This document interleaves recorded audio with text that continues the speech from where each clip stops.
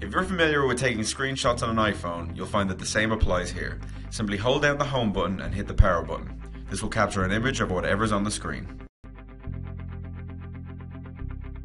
When you display the lock screen, you'll notice a picture icon in the lower right corner. Hitting it will present a slideshow, your iPad displaying every photo you have on it. While there are 4 apps preloaded in the dock, you can actually add up to 6 in it. Simply press and hold down any app and drag it to the dock.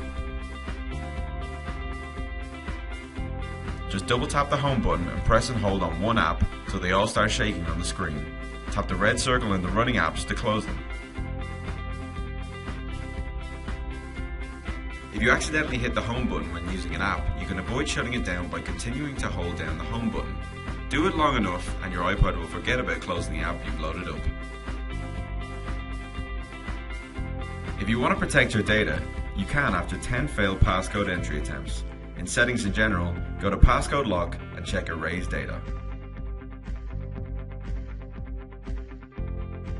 Sometimes you want to work without any distractions, and the side switch does just that. If you go into settings, general, you can set the switch to lock in either portrait or landscape mode.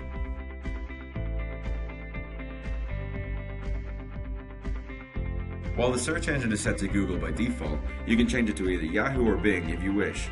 In settings, go to Safari and then search engine.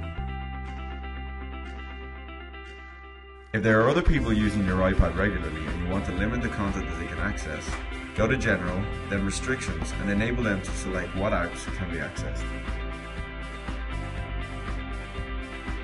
If a numerical password isn't strong enough, you can make it more complex. In settings, go to general and then password lock and turn off simple password. You'll then be prompted to enter your old and new password.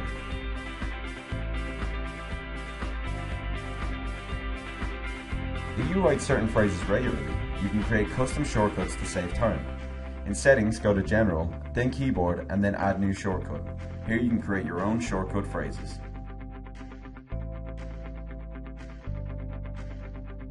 If you turn multitasking gestures on in general settings, this will allow you to use 4 or 5 fingers to swipe left and right between apps, swipe up to reveal the multitasking bar, and pinch your way back to the home screen.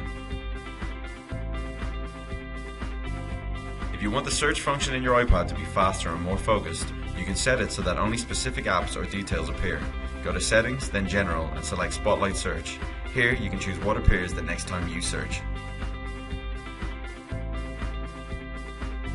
In Google Maps, you may have noticed a dog-eared page icon on the lower right corner. Press it and it turns the traffic overlay on. You'll be able to see how quickly traffic is moving, green meaning it's going at a regular speed, and orange and red showing if it's going slower than expected. If you come across a word you don't understand, select it by touching and holding it, then tap Define or Dictionary.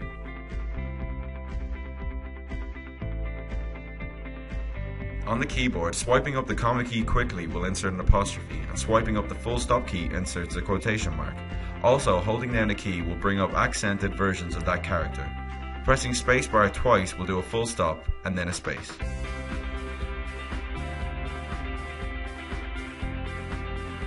Instead of going into the iPad's music player, you can immediately access it by double tapping the home button and swiping it to the right. You'll find a mini music player where you can play the current track, as well as adjusting the volume and screen brightness.